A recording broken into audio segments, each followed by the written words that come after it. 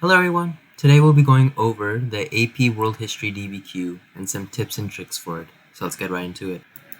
So up on the screen, what you'll find is that we have the AP History DBQ rubric and we have a DBQ prompt. This is the 2019 AP World History DBQ prompt which College Board has released.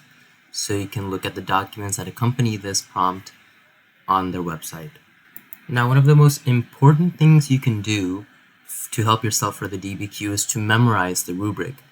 It's important that you do so because this is what you're going to be graded based on. So you need to know what you need to do, how much you need to do so, and how you can get those points. So on exam day, you'll have 1 hour to write the DBQ. And generally 15 minutes is recommended to analyze the documents, and then 45 minutes is recommended to write your actual essay. So to start off, the first thing I'd recommend doing is to read the prompt. So in this case, the prompt says, evaluate the extent to which the Portuguese transformed maritime trade in the Indian Ocean in the 16th century. So I want you to interact with the prompt. There's 3 things you want to look for. The first one is the historical thinking skill. So is the historical thinking skill continuity, change, causation, or is it some other smaller type thing? But basically those are really mainly the 3 things. So if you're reading this, you'll find that the main word here is transformed. One sec. Transformed. Transformed is a synonym of causation. Sorry, change. So evaluate the extent to which the Portuguese changed maritime trade in the Indian Ocean in the 16th century. So then the second thing we want to note are the Portuguese and maritime trade in the Indian Ocean. So you don't want to go on talking about how the Portuguese established trading post empires in Africa, right? You want to talk about how they transformed maritime trade in the Indian Ocean, specifically in the 16th century. So 16th century is the 1500s. Don't go thinking that the 16th century is the 1600s. It's a very common mistake, and on exam day or when you're taking a DBQ assessment in class, under pressure, you're very likely to mess it up. Now after doing this, the next thing you want to do is start analyzing the documents. So when you're analyzing the documents, you have 15 minutes to do so generally.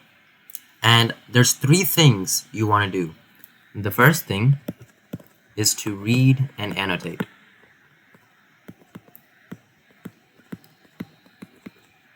So reading, annotating, finding out the main idea. So you don't want to write a full-on summary, maybe just a couple of words or even a sentence at most. The second thing you want to do is you want to start sourcing some of the documents in your mind. So for example, if there's a document that's talking about yada yada yada, then you want to figure out what is the historical context, right? So historical context, the purpose, or the author's point of view, right? So author point of view, and then that should be it. So you want to look at one of these 4, or even the format of the document itself, but you want to source them in such a way that it conforms to one of these. So a quick rundown, historical context is basically what's going on that may prompt the author to write this document. The purpose is what's the underlying cause of writing this document, not what the author is directly saying, but what is going on between the lines of what he is saying. Another one is the author. Author and POV really go hand in hand. So if this author is maybe some king or maybe some priest, then how does that influence what they're saying? And the format is just how is this information presented? Is it in a picture?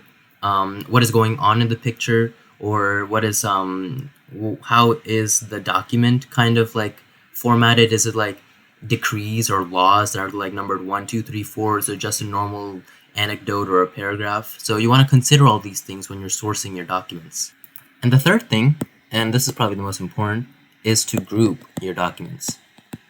Grouping your documents on some commonalities you see between the documents is what's going to make you make you successful for your thesis, because the groups you make are very similar to the reasonings you will provide in your thesis. And now we will start looking at the rubric a little bit closer. After you've done all these, and it's no doubt this is a lot, you have to do all 3 of these things in 15 minutes for 7 documents. You have to be good at this. You have to get fast at this, really fast and efficient. But after you do all these, you're going to start making your thesis. Your thesis is going to, first of all, rephrase the prompt, right, which establishes a stance. So the Portuguese transformed maritime trade in the Indian Ocean in the 16th century. You can say they greatly transformed. They had a minor role in transforming it. They had somewhat a large role in transforming it. Just give some qualifier. And this qualifier will be based on how you grouped your documents. So don't go using your own personal opinions. Use the documents, because that's what you're going to be graded on. After that, you have contextualization. Contextualization is basically what prompted what caused this prompt. What are the events that led up to what's going on in this prompt? So for this example, you can say the Portuguese wanted to get to Asia for their spices and high luxury goods like silk and porcelain and all that. So in doing so, they wanted to gain monopolies on all these trading goods. Next, you have your evidence, and you can get 1, 2, or 3 points for this. 1 point if you just list the content of 3 documents. 2 points if you use 6 documents in which you list their information and you support your thesis using the information from these documents. And the final point is evidence beyond the document. So bring in something else. If it's already in the documents, you're not going to get this point. You need something that's not mentioned in the documents, but it is related to your thesis in some way. This is why grouping your documents is very important, because 6 documents, that's only 1 less document you're using out of the amount you're given. That means that you can't use all 6 in just 1 paragraph, right? That's why it's so important to group these documents in some way that sets you up to using 6 or more preferably all of the documents. And finally, analysis and reasoning.